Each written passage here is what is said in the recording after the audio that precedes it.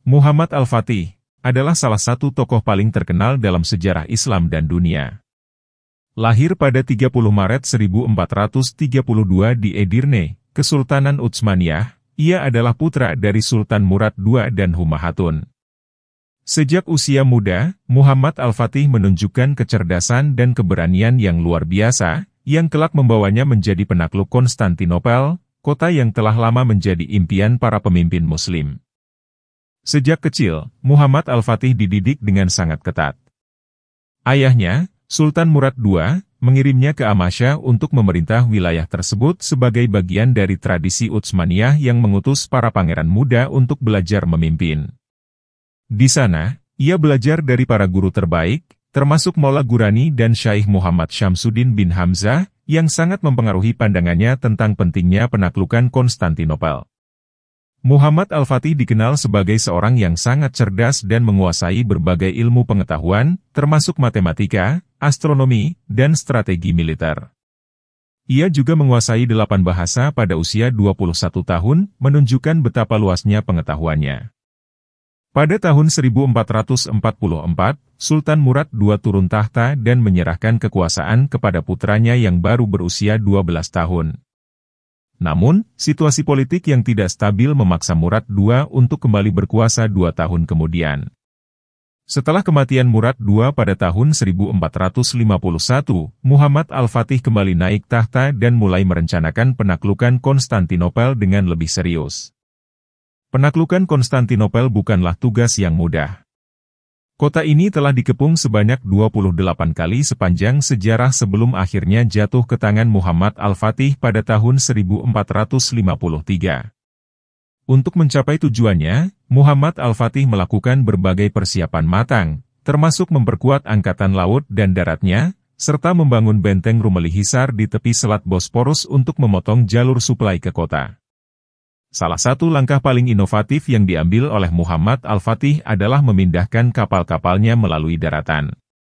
Pada malam 21 hingga 22 April 1453, sebanyak 67 kapal dipindahkan dari Selat Bosporus ke Golden Horn melalui daratan, sebuah taktik yang mengejutkan Bizantium. Langkah ini memungkinkan pasukan Utsmaniyah untuk menyerang kota dari 2 arah sekaligus. Konstantinopel, ibu kota Kekaisaran Bizantium, telah lama menjadi target penaklukan bagi banyak pemimpin Muslim. Kota ini memiliki posisi strategis yang sangat penting, menghubungkan Eropa dan Asia serta mengendalikan jalur perdagangan utama. Selain itu, Konstantinopel juga dikenal sebagai kota yang sangat kuat dengan tembok pertahanan yang sulit ditembus. Muhammad Al-Fatih memahami bahwa untuk menaklukkan Konstantinopel, ia membutuhkan persiapan yang sangat matang. Ia mengumpulkan pasukan besar yang terdiri dari sekitar 100.000 tentara, termasuk infanteri, kavaleri, dan artileri. Selain itu, ia juga memperkuat angkatan lautnya untuk memblokade kota dari laut. Salah satu langkah penting yang diambil oleh Muhammad Al-Fatih adalah pembangunan benteng Rumelihisar di tepi Eropa Selat Bosporus. Benteng ini dibangun dalam waktu singkat, hanya 4 bulan, dan berfungsi untuk memotong jalur suplai ke Konstantinopel dari Laut Hitam. Dengan demikian, kota tersebut menjadi terisolasi dan lebih rentan terhadap serangan. Salah satu inovasi terbesar dalam pengepungan ini adalah penggunaan meriam raksasa yang dikenal sebagai Basilica. Meriam ini dirancang oleh seorang insinyur Hungaria bernama Urban dan mampu menembakkan peluru seberat 600 kg. Meriam ini digunakan untuk menghancurkan tembok kota yang terkenal kuat.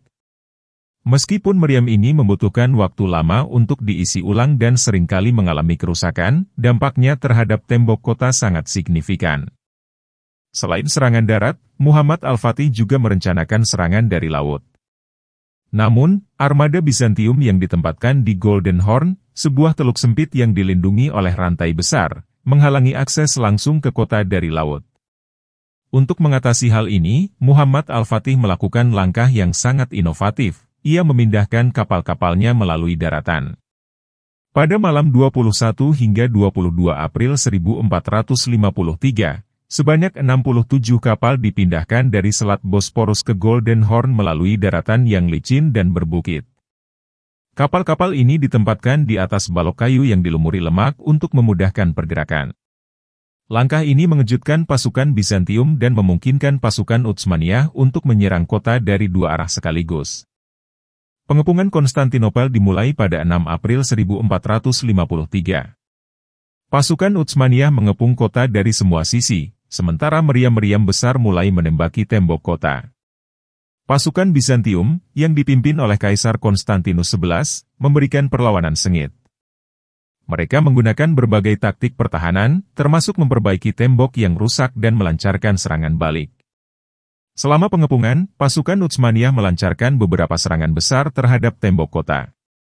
Salah satu serangan terbesar terjadi pada 18 April, ketika pasukan Utsmaniyah mencoba menembus tembok di dekat gerbang St. Romanus.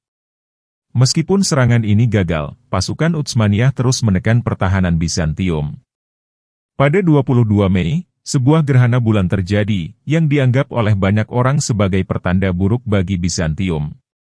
Semangat pasukan Utsmaniyah semakin meningkat, sementara moral pasukan Bizantium mulai menurun. Serangan terakhir dan paling menentukan terjadi pada 29 Mei 1453. Muhammad Al-Fatih memerintahkan serangan besar-besaran dari semua sisi. Pasukan Utsmaniyah berhasil menembus tembok kota di beberapa titik, termasuk di dekat gerbang St. Romanus dan gerbang kerajaan. Kaisar Konstantinus XI gugur dalam pertempuran, dan pasukan Bizantium yang tersisa tidak mampu menahan serangan tersebut.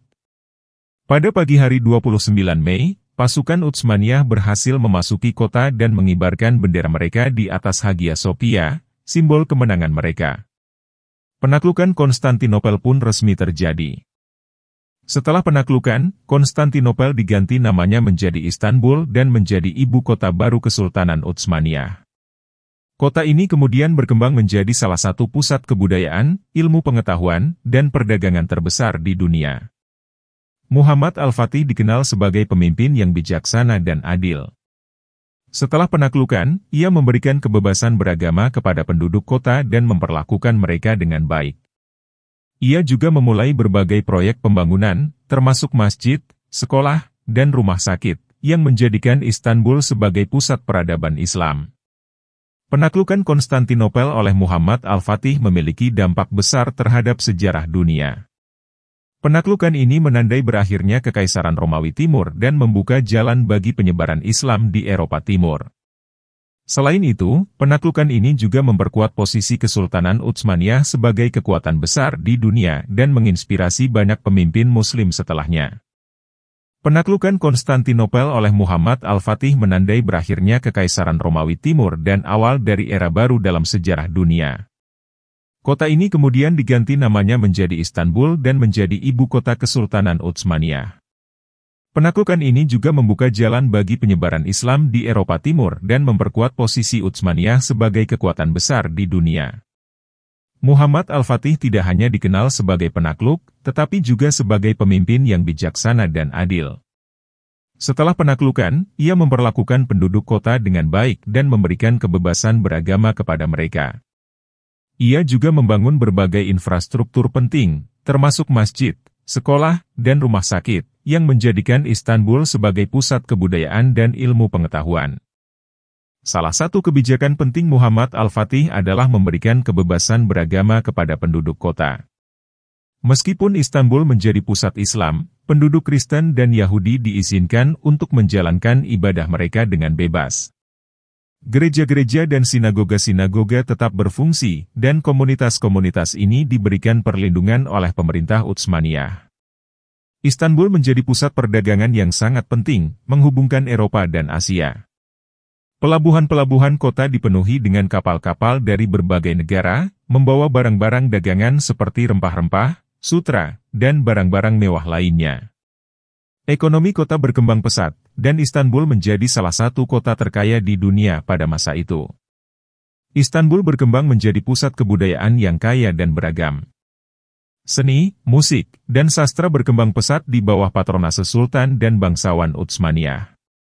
Banyak seniman, penyair, dan ilmuwan dari berbagai belahan dunia datang ke Istanbul untuk mencari perlindungan dan dukungan. Muhammad Al-Fatih sangat mendukung pendidikan dan ilmu pengetahuan. Ia mendirikan banyak sekolah dan madrasah, serta mengundang para ilmuwan dan cendekiawan untuk datang ke Istanbul. Kota ini menjadi pusat ilmu pengetahuan, dengan perpustakaan-perpustakaan besar yang menyimpan ribuan manuskrip dan buku dari berbagai disiplin ilmu. Penaklukan Konstantinopel membuka jalan bagi penyebaran Islam di Eropa Timur. Banyak wilayah di sekitar Istanbul yang kemudian ditaklukkan oleh Utsmaniyah, memperluas pengaruh Islam di kawasan tersebut. Penaklukan Konstantinopel juga mengubah hubungan antara dunia Islam dan Eropa. Banyak negara Eropa yang mulai melihat Kesultanan Utsmaniyah sebagai ancaman besar, sementara yang lain mencari cara untuk menjalin hubungan diplomatik dan perdagangan dengan kekuatan baru ini. Istanbul menjadi pusat diplomasi, dengan banyak duta besar dan utusan dari berbagai negara yang datang untuk bernegosiasi dengan Sultan. Muhammad Al-Fatih meninggal pada 3 Mei 1481 pada usia 49 tahun. Namun, warisannya sebagai penakluk Konstantinopel dan pemimpin besar tetap dikenang hingga kini. Ia dianggap sebagai salah satu pahlawan terbesar dalam sejarah Islam, sejajar dengan tokoh-tokoh seperti Salahuddin Al-Ayyubi dan Saifuddin Mahmud Al-Qutuz I. Penaklukan Konstantinopel oleh Muhammad Al-Fatih juga menjadi inspirasi bagi banyak pemimpin Muslim setelahnya.